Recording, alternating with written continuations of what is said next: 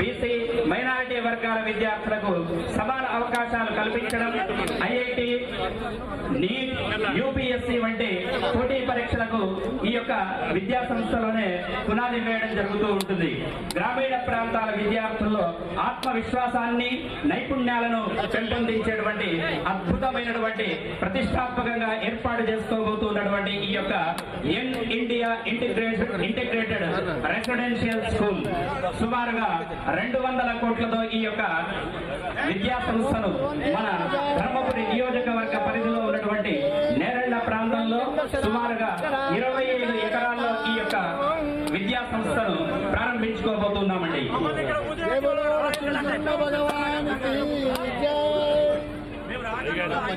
Next దాని దగ్గర అక్కడ పూజలు కానీ అక్కడ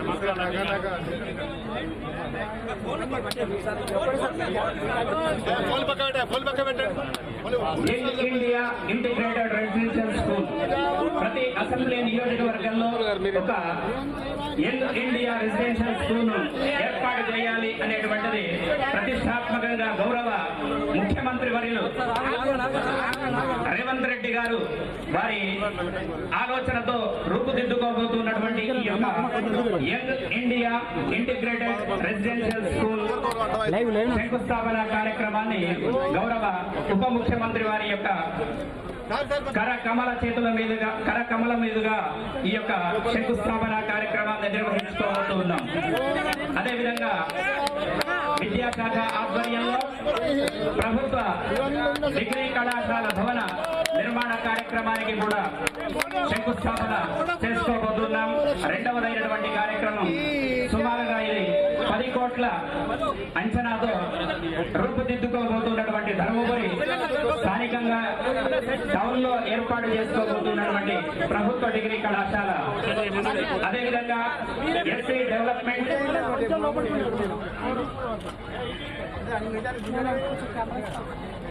శాఖ వారి యొక్క ఆధ్వర్యంలో షెడ్యూల్డ్ కులాల బాలుర వసతి గృహ నిర్మాణం ధర్మపురిలో సుమారుగా 2 కోట్ల అంచనాతో ఈ యొక్క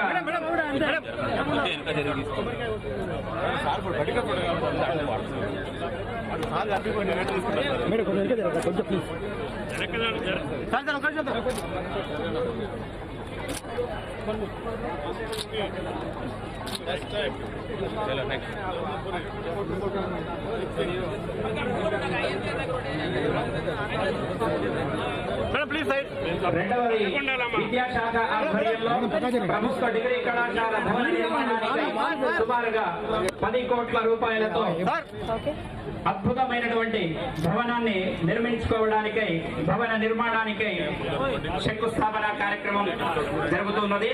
తర్వాత ధర్మపురిలో ఎన్నో సంవత్సరాల నుంచి ఎన్నో ఏళ్ల నుంచి మురుగునీటి సమస్య, ఆ మురుగునీటి శుద్ధి కేంద్రం కోసమై ధర్మపురి మున్సిపాలిటీలో పబ్లిక్ హెల్త్ మున్సిపాలిటీ వారి యొక్క ఆధ్వర్యంలో 24.50 కోట్లతో నిర్వహించుకోబోతున్నటువంటి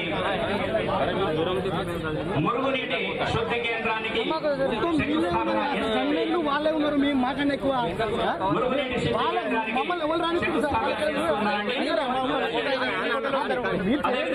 లేకపోతే మమ్మల్ని తీసేయండి. మమ్మల్ని అందరూ తీసేస్తే వాళ్ళు శిలాఫలకాన్ని ప్రారంభోత్సవం చేస్తున్నారు.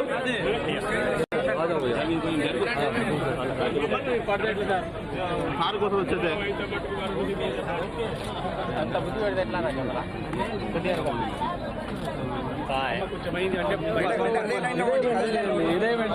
తర్వాత ఎస్సీ డెవలప్మెంట్ కార్పొరేషన్ వారి యొక్క ఆధ్వర్యంలో నిర్వహించుకోబోయేటువంటి షెడ్యూల్డ్ కులాల బాలుర వసతి గృహ నిర్మాణం ధర్మపురి కేంద్రంలో సుమారుగా 2 కోట్లతో ఈ యొక్క శిలాఫలకాన్ని ఆవిష్కరిస్తున్నారు. అదేవిధంగా పబ్లిక్ హెల్త్ అండ్ మున్సిపాలిటీ వారి యొక్క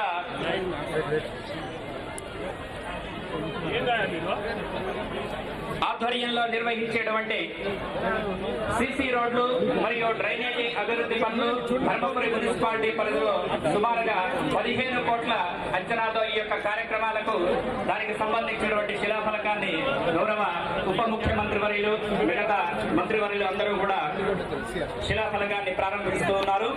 అదేవిధంగా విద్యుత్ శాఖ కరెంటు లైన్లు మార్చడం ధర్మపురి మున్సిపాలిటీ పరిధిలో ధర్మపురి మున్సిపాలిటీలో ఉన్నటువంటి కరెంటు లైన్లను మార్చడానికై సుమారుగా 4.3 కోట్ల రూపాయలతో విద్యుత్ శాఖకు సంబంధించినటువంటి పనులను శిలాఫలకాన్ని ప్రారంభిస్తూ ఉన్నారు.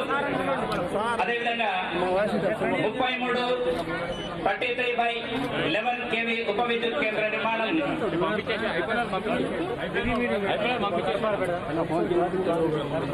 2.58 కోట్లతో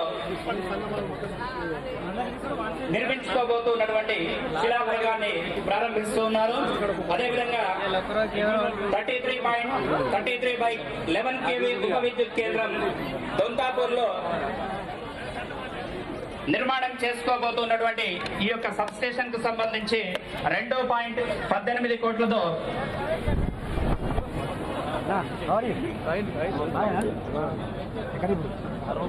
2.18 కోట్లతో ఈ యొక్క దొంతాపూర్ లో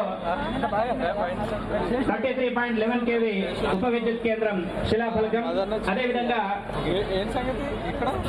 త్రాగునీటి సరఫరా సౌకర్యాల ఏర్పాటు చేయుటకై శిలాఫలకాన్ని SDF నిధుల ద్వారా 1,46,00,000తో ఈ యొక్క శిలాఫలకాన్ని ప్రారంభిస్తూ ఉన్నారు. అదేవిధంగా పద్మశాలి సంఘ భవన నిర్మాణానికి శంకుస్థాపన దాదాపు 30 లక్షలు. అదేవిధంగా మున్నూరు కాపు సంఘ భవన నిర్మాణానికి శంకుస్థాపన 20 లక్షల రూపాయలు. 1వ వార్డు యందు పోచమ్మ గుడి నిర్మాణానికి శంకుస్థాపన కార్యక్రమం